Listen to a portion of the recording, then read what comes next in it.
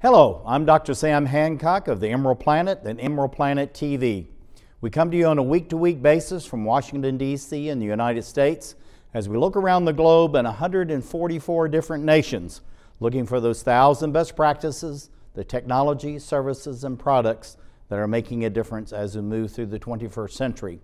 And as we have a planet of 9 billion people by 2038 and possibly 12 to 13 billion by the end of this century, how are we going to be able to take care of all these people on planet Earth? And that's what EmeraldPlanet's all about. We come to you looking at the solutions, the best practices from around the globe as we create the Emerald Planet. Hello, welcome to the Emerald Planet. We're making a difference as we move through the 21st century. And seeing the long-term impacts of climate change.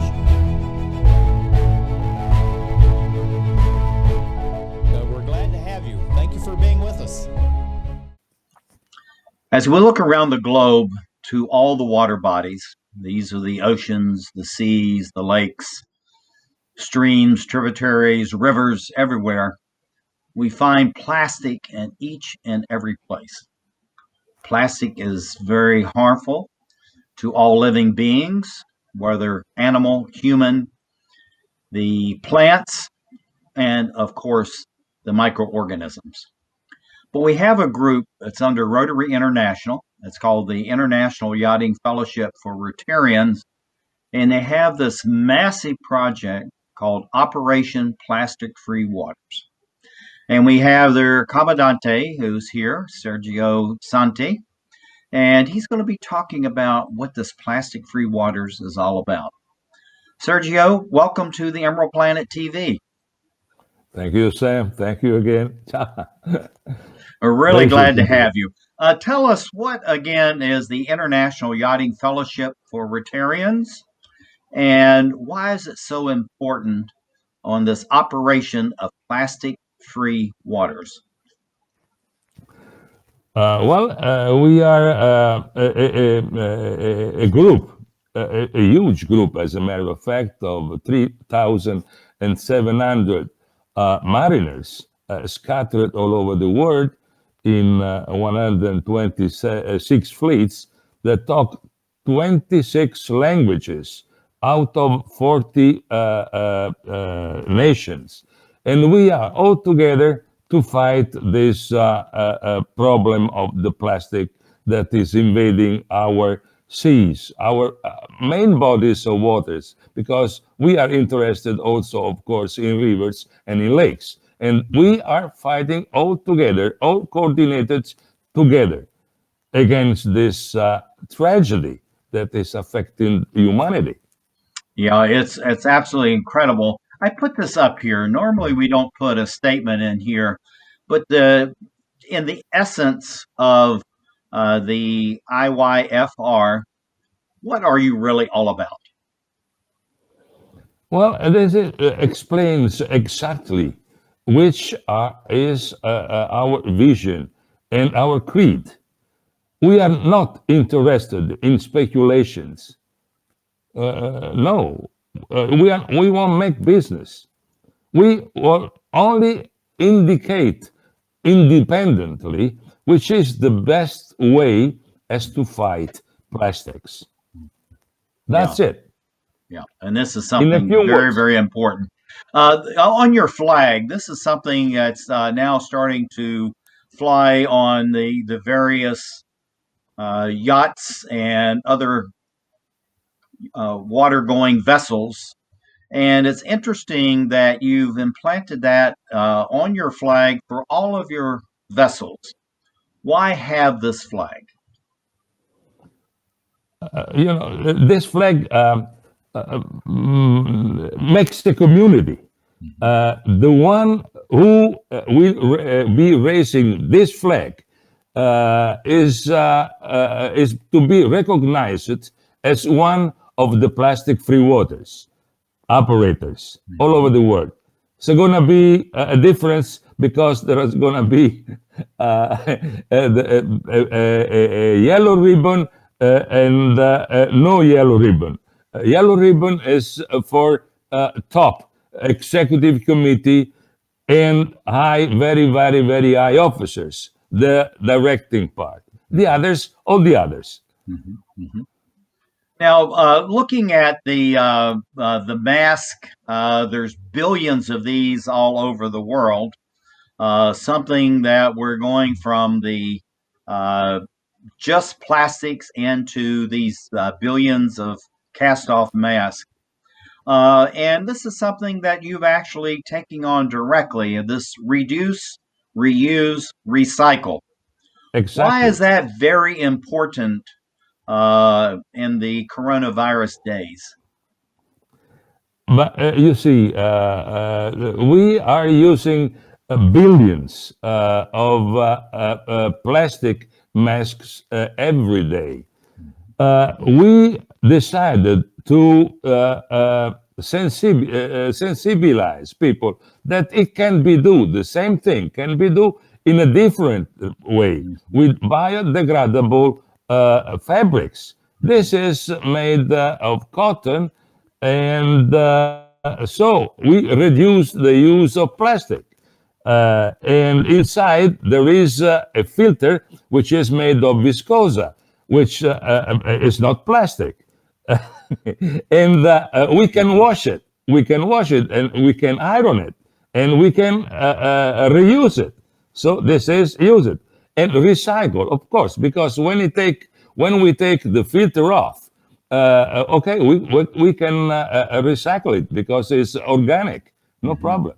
Yeah, I think it's absolutely fantastic. Looking at the waterways, this is so gross, it's hard to even look at it. Yeah. But this is something that we're seeing, Sergio, all across the planet, these cast-off plastic everything going into these tributaries. Why is this so hazardous and so disastrous for all water bodies? You see, this depends on the ignorance, in the very right sense of the word. Ignorance of people. People are ignorant of what's going on when they throw plastic into a canal like this or whatever. The problem is that this canal stays like this until the first rain arrive. Then rain arrive and pour all this junk into the sea. And the junk is into the sea. It is almost, the currents, the winds move them into the great gyros. We have 5 great gyros, and but once it's there, it's not you can't catch it anymore. That is impossible. It's so spread. It's so spread that it's not possible. So the idea is, why don't we get it before it goes into? Of course, okay, but the idea is that that is not the main. That is in the meanwhile, because the aim is to teach people how to behave as far as garbage is concerned. They must know how to do it. Some places they don't even know it. Well, it's just like looking at this photograph right here of these collectors of all the plastics and taking it in to be recycled and made into reusable products. This is something not only that is private businesses doing, but Rotary International, and through your International Yachting Fellowship of Rotarians, is trying to collect and recycle and reuse this plastic. And I think this is absolutely a fantastic project. But this goes to the heart of what you're all about. Going out, cleaning up the areas, collecting it.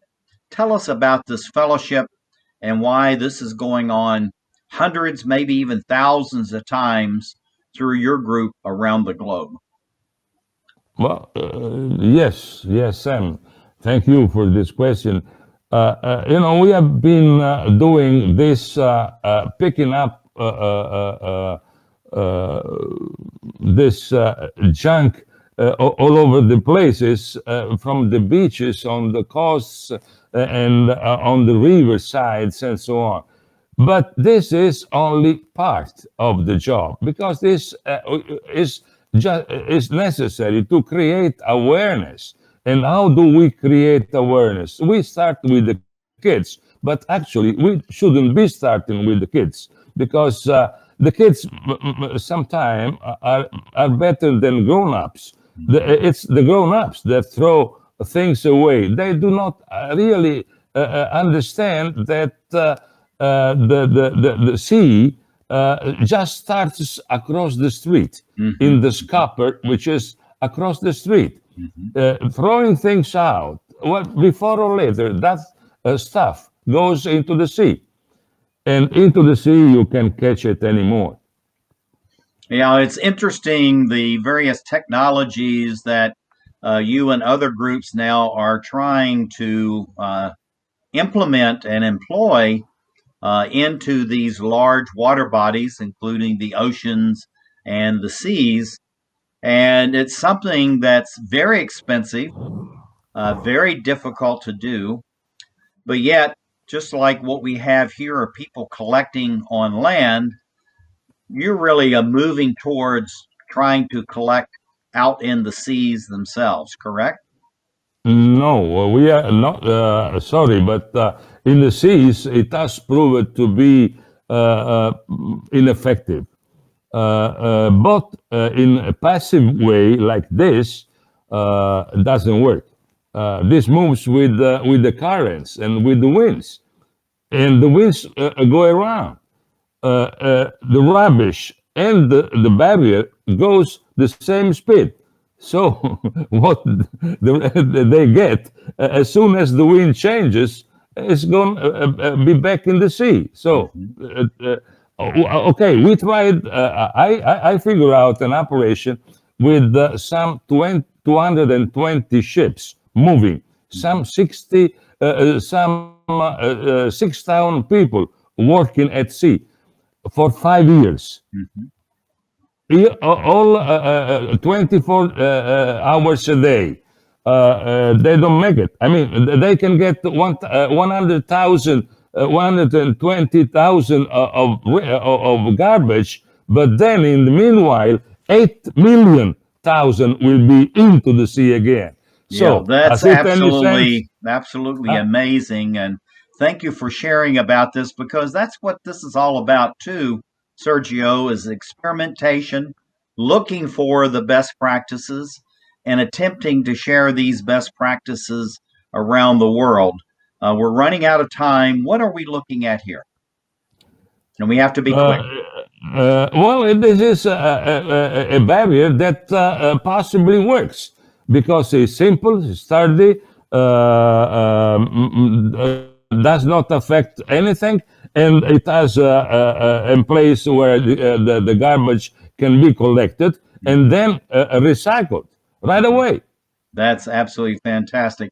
Looking at the future as far as what's going on with IYFR, what do you see for the expansion of your outreach and your work over the next 5, 10, or 15 years to really achieve this plastic-free waters?